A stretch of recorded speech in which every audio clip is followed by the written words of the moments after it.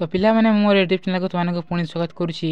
तो आज भिडियो आम षष्ठ श्रेणी इतिहास बही 7 नंबर अध्याय पारस्य आक्रमण समस्त प्रश्न उत्तर चयन करवा। चैनल को सब्सक्राइब कर दियो और बेल आइकन बटन को दबा सहित वीडियो को लाइक कर दियो। तो चल वीडियो को आरंभ करवा। प्रथम देछि निम्नलिखित प्रश्न गुड़िकर उत्तर दियो। कर देछि पारस्य सम्राट प्रथम डायरायस कहीं भारत आक्रमण करथिले।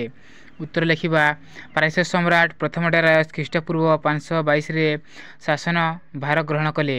से धन लोभरे आकर्षित होई भारत उत्तर पश्चिमांचल को आक्रमण करथिले। कहीं भारत धन संपत्ति लोभरे से भारत को आक्रमण करथिले। सही अंचल में कौन शक्तिशाली शासक नथिबारु डायरायस सेठारे थिबा पंजाब सिंधु प्रदेश और सिंधु नदीर पश्चिमांचल को दखल करी पारस्य साम्राज्यर अंतर्भुक्त कराइथिले। पारस्य अंतर्भुक्त अंचलटी सबुठारु अधिक उर्वर और जनबहुल थिला। एही अंचल पारस्य राजा माने प्रचुर कर आदाय करुथिले।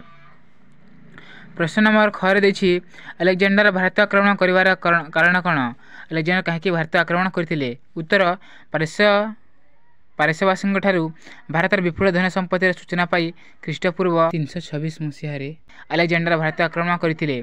से खाइबर गिरिपथ दे उत्तर पश्चिमांचल सीमांत प्रदेशगुड़ी को आक्रमण कले। सेतेबेले भारतर उत्तर पश्चिमांचल गांधार और काम्बोज भली अनेक छोट छोट राज्य गठित होता। जो मानक मध्य एकता नाथिला सेमाने परस्पर सहित अनवरत कलहर लिप्त रोते। यार सुजोग नहीं से भारत आक्रमण कले। तो से देखिले जे भारत राजा लोक मान मध्य परस्पर मध्य एकता नहीं से कौन कले तार सुजोग नहीं से भारत आक्रमण करथिले। प्रश्न नंबर ग पुरु किए अलेक्जेंडर सहित कौन संपर्क थिला। उत्तर अलेक्जेंडर भारत आक्रमण समय सिंधु और वितस्ता नदीर अपर पार्श्वर पौरव राजवंशर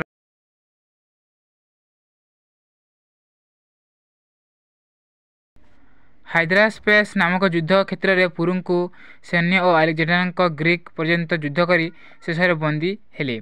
सेतेबेले अलेक्जेंडर प्रश्न थिला पुरु तांगठारो किभली व्यवहार आशा करथंती। एहार उत्तर निर्भीक पुरु कहिथिले जणे राजा और जणे राजांगठार जेपर व्यवहार आशा करती पुरुंकर वीरत्व चतुरतार खुशी होई अलेक्जेंडर तांको निजर बंधु रूपे स्वीकार करी सम्मानर सहित राज्य फेराई देइथिले।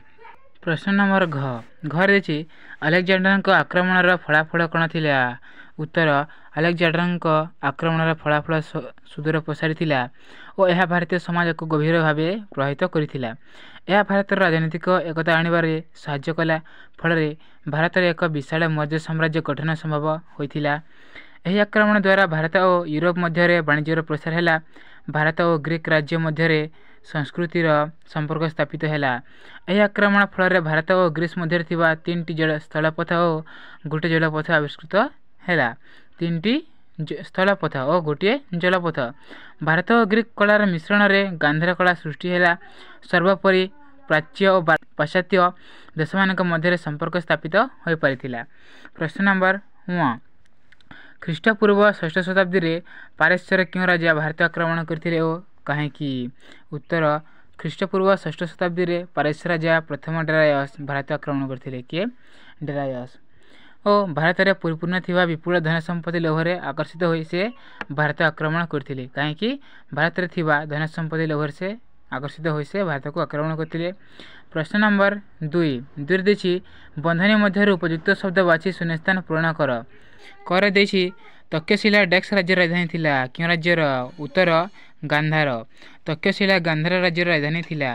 प्रश्न नंबर ख डायरायस केबे पारस्यर भारत शासन भार ग्रहण कले। उत्तर ख्रीष्टपूर्व 522 रे से पारस्यर शासन भार ग्रहण कले। प्रश्न नंबर ग अलेक्जेंडर बयस केते बयस सिंहासन आरोहण कले। उत्तर अलेक्जेंडर डेक्स वर्ष बयस सिंहासन आरोहण कले। उत्तर हो अलेक्जेंडर 20 वर्ष बयस सिंहासन आरोहण करथिले।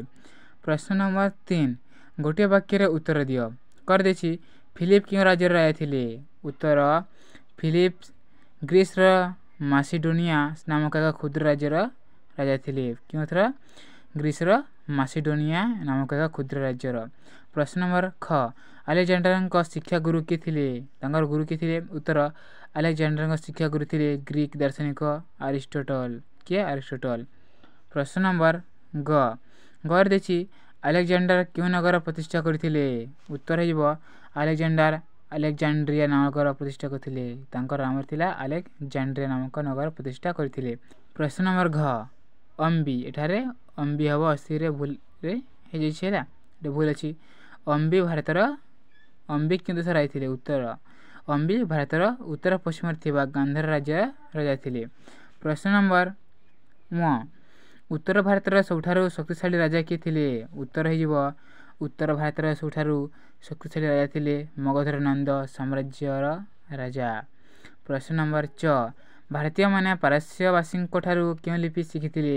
ଭାରତୀୟମାନେ ପାରସ୍ୟବାସୀଙ୍କଠାରୁ କେଉଁ ଲିପି ଶିଖିଥିଲେ?